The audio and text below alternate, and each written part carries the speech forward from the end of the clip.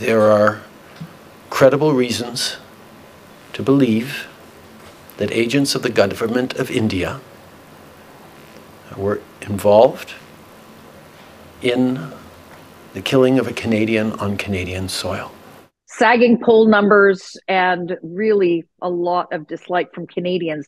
That's what Justin Trudeau faced this summer. But with allegations that he recently made the Indian government or agents of the Indian government, there's credible evidence of an assassination of a Canadian on Canadian soil. Is he trying to change the political channel? Hello, I'm Adrienne. With me are Warren Kinsella and Brian Lilley. Warren, I can't go without acknowledging the gorgeous lake behind you.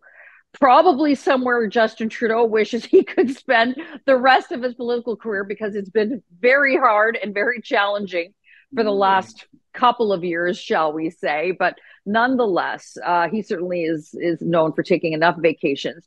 But not you. You're here. You're working hard. You're here to provide us with some perspective on these allegations against the Indian government in the alleged assassination of Hardeep Singh Nijjar. And then, of course, we see Pierre Poilievre's numbers through the roof with a very successful recent Conservative leadership campaign.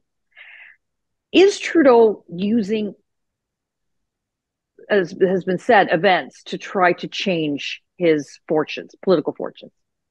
Well, I don't know if it's working, if that's what he was trying to do. If he fabricated, God forbid, if he actually fabricated this allegation against the Indian government or agents of the Indian government, God help him. Because it's the most extraordinary defamation in the history of this country against somebody who's an ally of this country.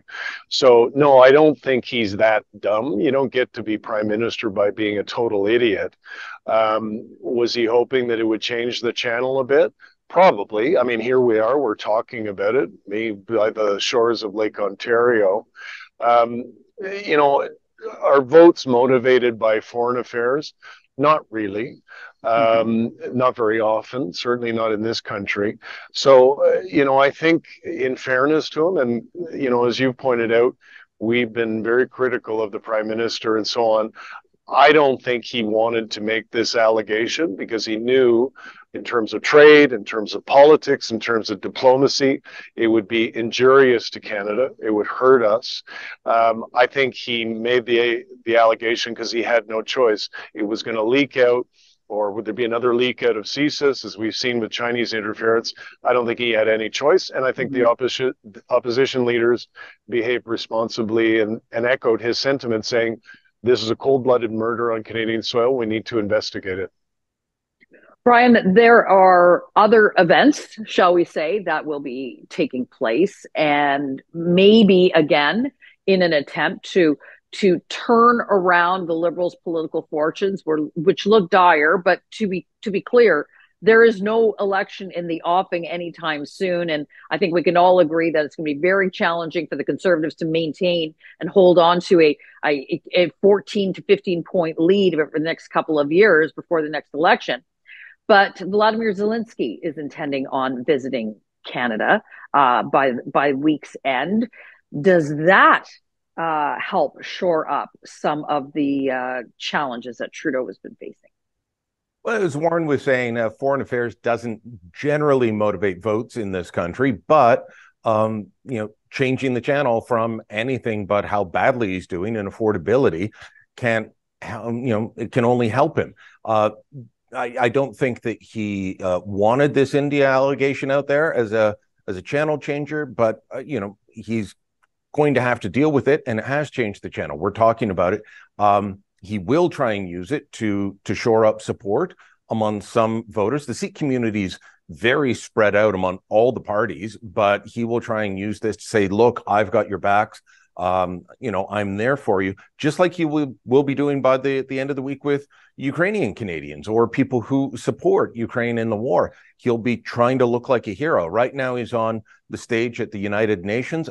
Interestingly, he's not delivering Canada's speech. Melanie Joly is, but he is, you know, showing up at events. He is speaking. He's getting on the news cycle from that. And he wants to show that he is still the man in charge. He's the man in the lead. And you're absolutely right. Poilievre's got a big job ahead of him. if he wants to keep that sort of lead. Voters are fickle. Polls can change.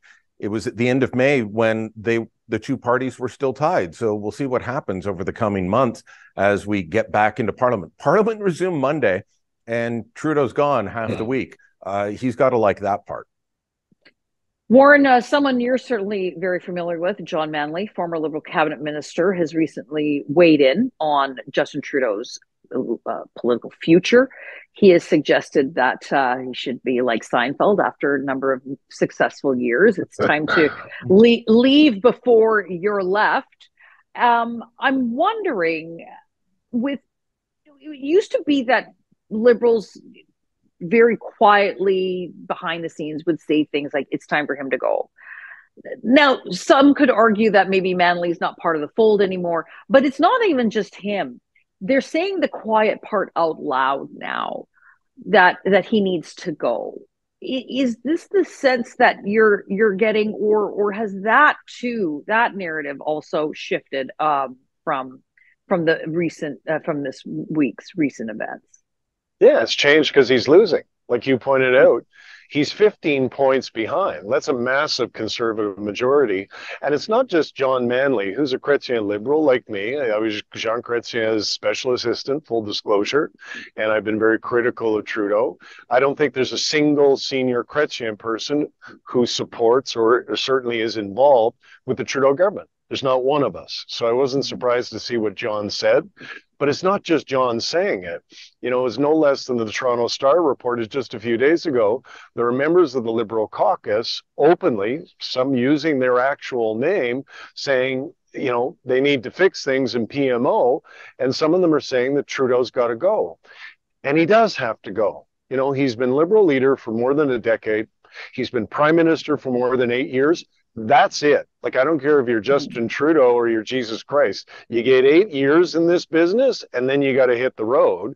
So, yeah, I think he should get in a canoe and go, floating along Lake Ontario and decide it's time to make a change. But as Brian always points out, number one, you can't underestimate Justin Trudeau on the campaign trail. It's easy to underestimate him as a prime minister, but as a campaigner, no. And number two, the polls are going to change, right? For sure, if there was an election today, Pierre would win it big time, but the election's not going to be today. Brian, quick last word to you. These issues that have sort of taken over the news cycle for the last nearly week now, it does have an impact on Canadians, no question. But at the end of the day, they're still paying high grocery bills. They're still paying high gas bills. They're still paying high heating bills, and winter is coming. Things are going to become more and more expensive. So when the proverbial rubber meets the road for the average Canadian, all these international issues may not directly impact them, but it's their daily lives that they feel, Trudeau has adversely impacted them. Yeah. That's when things make the difference. We just saw the inflation rate hit 4% in the latest Stats Canada report. I expect it's going to go even higher than that. The Bank of Canada has hinted that if inflation does stay up, they're going to raise interest rates again at the end of October. That will create more inflation. It's turning into a vicious cycle. And voters at a certain point will blame the government. This government took a victory lap in July saying inflation's down to 2.8%. Our plan's working. Well, then it went up to, 3.4, and then it went up to 4. And next month it's going to go higher. So if you're going to take credit when it goes down, you're going to take the blame when it goes up.